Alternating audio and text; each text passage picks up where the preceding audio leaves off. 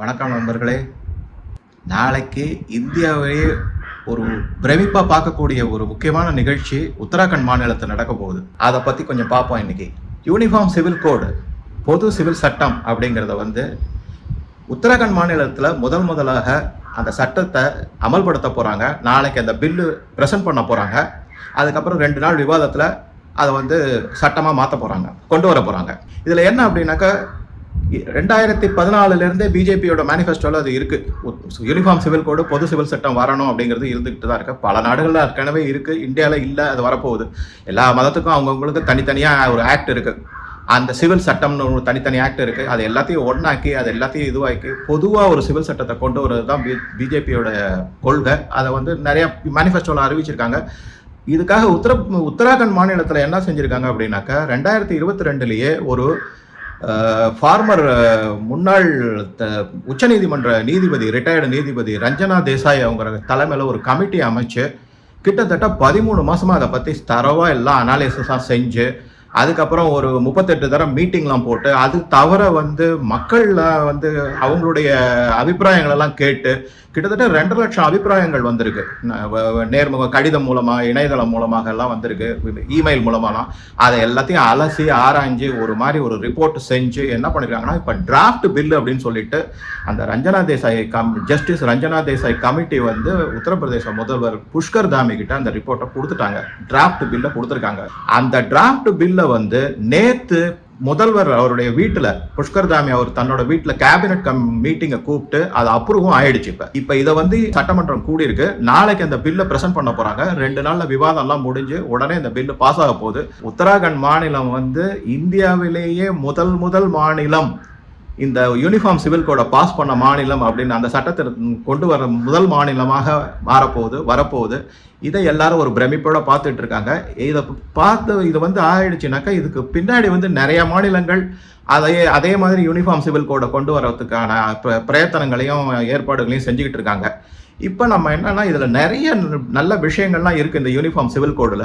இதுல நம்ம என்ன பார்க்க போறோம்னா, முக்கியமா 4 இம்பார்ட்டன்ட் மேட்டர் மட்டும் பார்க்கலாம். நம்பர் 1 மேரேஜ், அதாவது திருமணம். இந்த திருமணம் சம்பந்தப்பட்ட சட்ட திருத்தங்கள் அந்த யூனிஃபார்ம் சிவில் கோடுல எப்படி வருது அப்படிங்கறத பார்த்தோம்னாக்க, முதல் பாயிண்ட் இந்த பலதார மனம், இந்த பாலிகமின்னு சொல்றாங்கல்ல, எந்த மதமா இருந்தாலும் சரி, இந்து மதமோ மற்ற மதங்களோ எதா இருந்தாலும் சரி, இந்த பாலிகமி தடை செய்யப்பட்டு எல்லாராலும் இஷ்டத்துக்கு 4 கல்யாணம் 5 கல்யாணம் இந்த மாதிரிலாம் செய்ய முடியாது. 2 கல்யாணம் அதெல்லாம் செய்ய முடியாது. அதை முதல்ல தடை செய்யறாங்க.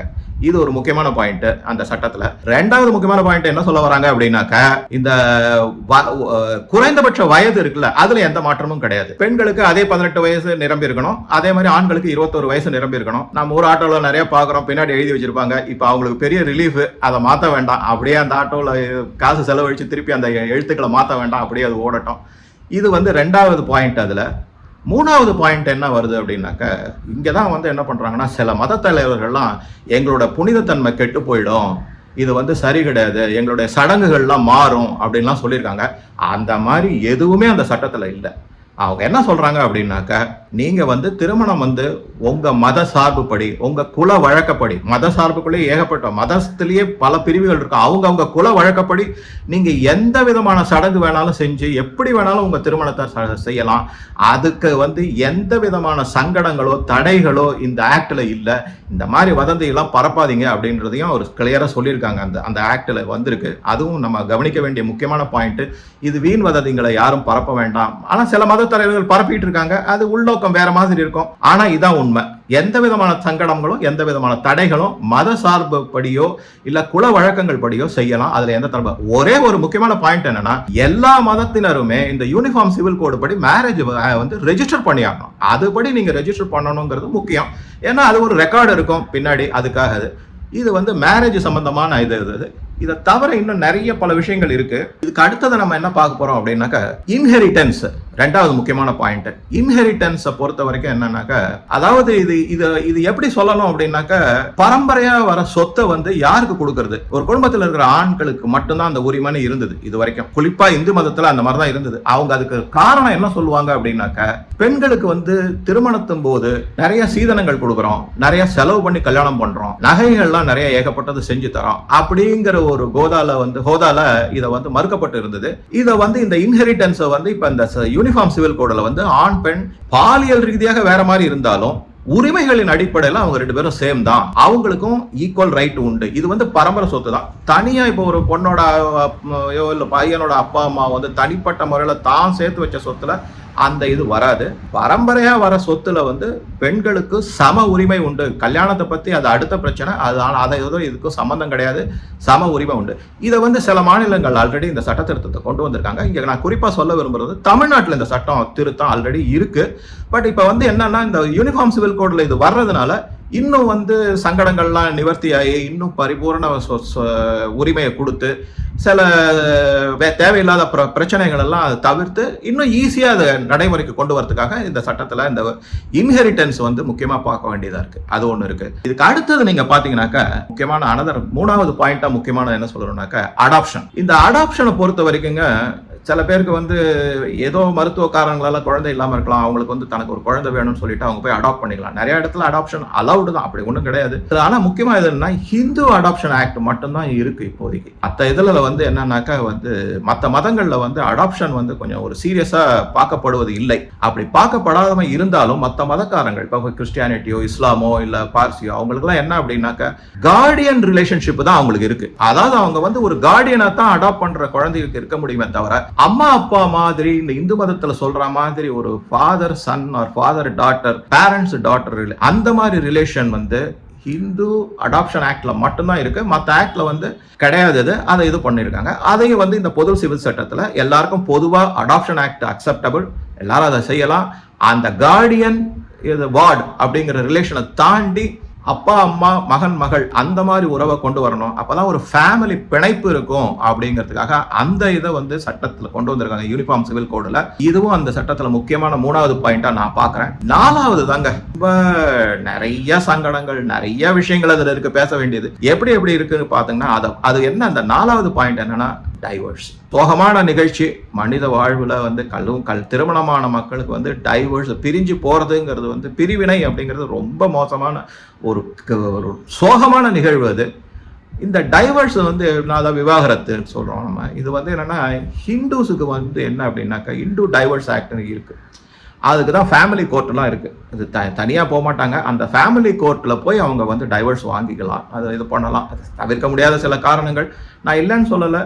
இன்னைக்கு வந்து 2 பேர் சைடுலையுமே தவறுகள் இருக்கலாம். இது பல சோசியல் காரணங்கள் இருந்தாலும் தவிர்க்கப்பட வேண்டியது. கவுன்சிலிங் செய்ய சொல்லி தான் சொல்லுவாங்க. கோர்ட்ல ஜட்ஜை சொல்லுவார், போய் நீங்க கொஞ்ச நாள் சேர்ந்து இருந்து பாருங்க, கவுன்சிலிங் பண்ணிட்டு பாருங்க அப்படின்லாம் சொல்லுவார். இருந்தாலும் அதை மீறி விவாகரத்து இன்னைக்கு அமெரிக்காவில் தான் மேக்சிமம் விவாகரத்து நடக்கிறது. அதே மாதிரி மதப்படி பார்த்தீங்கன்னாக்கா இஸ்லாத்துல தான் விவாகரத்து மேக்சிமம் நம்பர் ஆஃப் விவாகரத்து நடக்கிறதாக ஒரு ஸ்டாட்டிஸ்டிக்ஸ் சர்வே அது சொல்றாங்க. அது எந்த அளவுக்கு உண்மைன்னு நம்ம வந்து படிச்சு பார்த்தா தான் தெரியும்.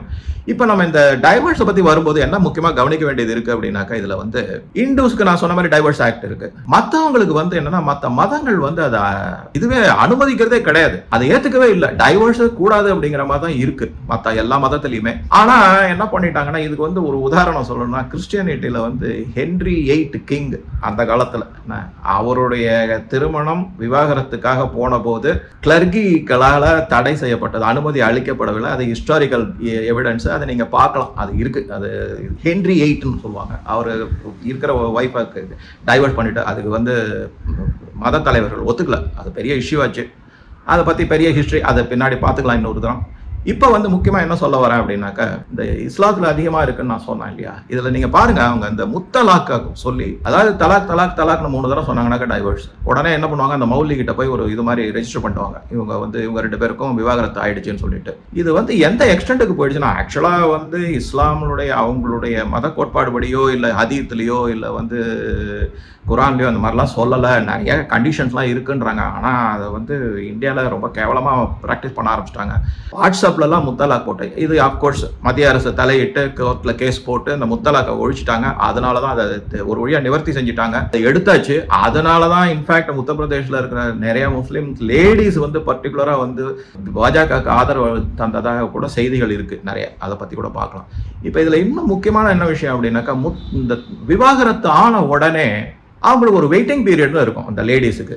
அந்த வெயிட்டிங் பீரியடுக்கு அப்புறமா தான் வந்து அவங்களுக்கு வந்து இந்த பராமரிப்பு செலவுன்னு சொல்லுவாங்க, அதாவது மெயின்டெனன்ஸ் சொல்றாங்களா, ஃபேமிலி மெயின்டெனன்ஸ் பணத்தை வந்து கொடுக்கணும். யார் ஹஸ்பண்டா இருக்காரோ அவருக்கு, அவங்க ஃபேமிலியில தான் அவரோ அவங்க ஃபேமிலியோ அதை கொடுக்கணும். இதை வந்து நிறைய பேர் வந்து கிடைக்கிறதே கிடையாது, ரொம்ப அட்ராசிட்டிஸ் நடந்துட்டு இருக்குது. இதுல குறிப்பா நான் ஒரு விஷயத்த சொல்ல வரேன். என்ன அப்படின்னாக்க, ஷாபானு கேஸ்னு வந்து 1982 81 82ல நடந்துச்சு. அதுல வந்து என்ன, ரொம்ப வயசான அவங்க பாவம் ரொம்ப கஷ்டப்படுற அந்த அம்மா வந்து என்ன பண்ணாங்க, தலாக் சொல்லி அவங்கள இது பண்ணாங்க. ரொம்ப வறுமையில. அப்புறம் ஏதோ சில என்ஜிஓஸ், கொஞ்சம் மனிதாபிமானம் உள்ள சில மக்கள்லாம் சேர்ந்து அவங்க போய் என்ன பண்ணாங்கன்னாக்கா, அவங்களுக்கு கோர்ட்ல கேஸ போட்டு, அப்புறம் இதுல என்ன வேடிக்கைன்னா, இன்னைக்கு வந்து இருக்கிற சீஃப் ஜஸ்டிஸ் இருக்காரு, supreme court chief justice Chandrachud, அவருடைய அப்பா தான் இதுக்கு தீர்ப்பு கொடுத்தாரு. தனஞ்சய் சந்திரசூட் இப்ப இருக்கிறவர், அவருடைய டிஒய் சந்திரசூட், அவர் தான் வந்து இதுக்கு தீர்ப்பு கொடுத்தாரு ஹைகோர்ட்ல. அங்க வந்து என்ன சொன்னாருனாக்கா, அவர் வந்து அந்த அம்மாவுக்கு சாதகமா தீர்ப்பு வந்துச்சு. இந்த சாதகமா தீர்ப்பு வந்த உடனே என்ன பண்ணாங்கன்னா, நிறைய இஸ்லாமியர் வந்து இதெல்லாம் நாங்க கோர்ட் எங்க மதம் சார்ந்தது, நாங்க இதெல்லாம் ஒத்துக்க முடியாது, செய்ய முடியாதுன்னு ரொம்ப சங்கடப்படுத்தினாங்க. நிறைய தகராறுலாம் நடந்தது. இது உடனே என்ன பண்ணிட்டாங்கன்னா, காங்கிரஸ் அப்ப ஆட்சியில் இருந்த போது அவங்க என்ன பண்ணிட்டாங்கன்னாக்கா, இதை வந்து ஒரு மதம் சார்ந்த ஓட் பேங்க் பாலிடிக்ஸா பார்த்து என்ன பண்ணிட்டாங்கன்னாக்கா, ஒரு ஆர்டினன்ஸ் போட்டு ஒரு லாவை பாஸ் பண்ணி அந்த சுப்ரீம் கோர்ட் செல்லாதுன்னு சொல்லி முடிச்சுட்டாங்க. அந்த அம்மா பாவம் ரொம்ப கஷ்டப்பட்டாங்க. அவங்களுக்கு மெயின்டெனன்ஸ் பணம் கிடைக்கல, குடும்பத்துல திருப்பி ஏத்துக்கல, இந்த மாதிரிலாம் நிறைய பிரச்சனைகள்லாம் ஆச்சு. இதெல்லாம் ஆயிட்டு என்ன பண்ணிட்டாங்கன்னா, இதுல வந்து ஒரு முரண்பாடான நிகழ்வு என்ன அப்படின்னாக்கா, அந்த அம்மா இறந்த வருடம். இன்னைக்கு உலகத்திலேயே பிரசித்தி பெற்ற ராமர் கோயிலுக்கு கட்டி எல்லாம் உலகமே புகழுது, பாராட்டுறாங்க. அந்த ராமர் கோயில் கட்டுறதுக்கு முன்னாடி அது மேல இருந்த ஒரு கட்டிடத்தை எடுத்த 1992 தான் அந்த வருடம். அந்த அம்மா இறந்ததும் அந்த 1992 தான். எல்லாம் என்ன கோ இன்சிடென்ட்ஸ் நினைச்சாலும், சரித்திரமும் காலமும் என்ன பண்ணா, ஏதாவது ஒரு ஃபுட் பிரிண்ட்ஸ் விட்டுட்டு போகும்னு பல சரித்திர ஆசிரியர்களே சொல்றாங்க.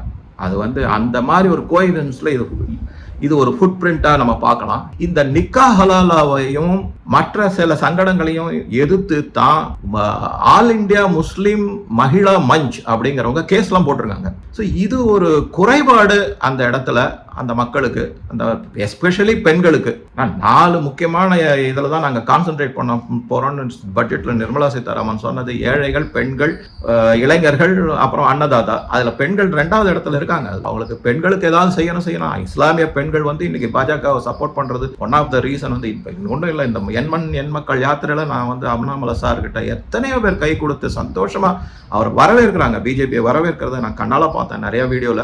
ஸோ இது மாதிரி இருக்கு. இந்த நிக்கா ஹலாலா ஒரு பெரிய பிரச்சனை. இந்த மாதிரி நிறைய பிரச்சனைகள்லாம் வந்து உங்களுக்கு இதுல வந்து இந்த யூனிஃபார்ம் சிவில் கோடால வெயிட்டிங் பீரியட்னு சொல்றோம்ல, இதை வந்து இதாத் அப்படின்னு சொல்லுவாங்க. அதுல ஒரு பர்டிகுலர் வெயிட்டிங் பீரியடுக்கு அப்புறமா தான் மெயின்டெனன்ஸோ மற்ற எதுவுமோ ஆக்ஷனோ எடுக்க முடியும் அப்படிங்கிற மாதிரி. இந்த மாதிரி நிறைய இதை வந்து என்னன்னாக்கா, யூனிஃபார்ம் சிவில் கோடு வந்து அதெல்லாத்தையும் எடுத்துட்டு ஒரு பொதுவான விவாகரத்தா இருக்கட்டும், கல்யாணமா இருக்கட்டும், திருமணமா இருக்கட்டும், விவாகரத்தா இருக்கட்டும், மெயின்டெனன்ஸா இருக்கட்டும், எல்லாமே ஒரு யூனிஃபார்மா இருக்கணும். எந்த மதத்தை சார்ந்தவங்களா இருந்தாலும் இது வந்து இதுல இருந்து பெண்கள் குறிப்பா பாதுகாக்கப்படுவார்கள். அவர்களுக்கு ஒரு பெரிய பாதுகாப்பு அரணா இந்த யூனிஃபார்ம் சிவில் கோடு இருக்குங்கிறது இந்த இதுல இருந்து தெரிய வருது. இப்ப வந்து என்ன அப்படின்னாக்கா, உங்களுக்கு உடனே சில பேர் சொல்லுவாங்க, சார் வந்து உத்தராகண்ட் ஒன்றும் முதல் மாநிலம் கிடையாது சார் இந்த யூனிஃபார்ம் சிவில் கோடை கொண்டு வரதுக்கு அப்படின்னு சொல்றவங்களுக்கு நானே சொல்லிடுறேன், கோவா தான் முதல் மாநிலம். இந்தியால கோவா தான் முதல் மாநிலம். ஆனா அங்க என்ன ஒரு சின்ன புள்ளி அப்படின்னாக்க, பாயிண்ட் என்னன்னாக்க, அந்த கோவால வந்து இந்த யூனிஃபார்ம் சிவில் கோடை கொண்டு வந்தது வந்து போர்ச்சுகீஸ் அரசு.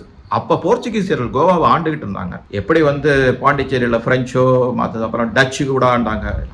நிறைய பேர் வந்திருக்காங்க ஐரோப்பால இருந்து. அதை போர்ச்சுகீஸ் ஆண்ட போது அந்த யூனிஃபார்ம் சிவில் கோடை அந்த கோவால இம்ப்ளிமெண்ட் பண்ணாங்க. அது பண்ணும்போது அவங்க சொன்ன காரணம் கொஞ்சம் ஒரு வேடிக்கையா இருக்கும். அவங்க என்ன சொன்னா, ஒரு சில மதத்துல மக்கள் தொகை இன்க்ரீஸ் ஆகிட்டே போகுது, ஒரு சில மக்கள் தொகை குறைஞ்சிக்கிட்டே வருது. இது வந்து டெமோகிராஃபியை வந்து இம்பேலன்ஸ் ஆகிடும், பேலன்ஸா இருக்காது. அந்த ரீசனை சொல்லி போர்ச்சுகீஸ் வந்து யூனிஃபார்ம் சிவில் கோட கோவால இம்ப்ளிமெண்ட் பண்ணாங்க. இப்ப நான் வந்து உத்தராகண்ட் மாநிலம் முதலா செய்யறது, இந்த பில்ல பாஸ் பண்றாங்க, சட்ட திருத்தத்தை கொண்டு வராங்க அப்படின்றதுக்கு காரணம் என்னன்னா, இது சுதந்திர இந்தியால உத்தராகண்ட் மாநிலம் தான் முதலா செய்ய வந்திருக்குது. அந்த ஆங்கிள் இதுதான் முதல் மாநிலம் அப்படிங்கறத நம்ம பார்க்கலாம். வரிசையா இப்ப அடுத்தது குஜராத் இருக்கு, உத்தரப்பிரதேஷ் இருக்கு, அசாம் இருக்கு, ஈவன் இப்ப ரீசெண்டா ஜெயிச்ச ராஜஸ்தான், மத்திய பிரதேசம், அப்புறம் சத்தீஸ்கர், இவங்க எல்லாமும் வரிசை கட்டி நிக்கிறாங்க இந்த யூனிஃபார்ம் சிவில் கோடை கொண்டு வரதுக்கு. இது ஒரு நல்ல இதுதான். இதுல மதத்தை நுழைச்சு அரசியல் செய்யாம ஓவராலா மக்களுக்கு எந்தெந்த மாதிரி இது அப்படிங்கறத நம்ம பார்த்தோம்னாக்க இது நல்லபடியா இருக்கும். டிஎம் பார்வையாளர்களும் மற்றவர்களும் உங்கள் கருத்துக்களை இதில் பதிவிட வேண்டிக் கொள்கிறேன். வணக்கம், நன்றி.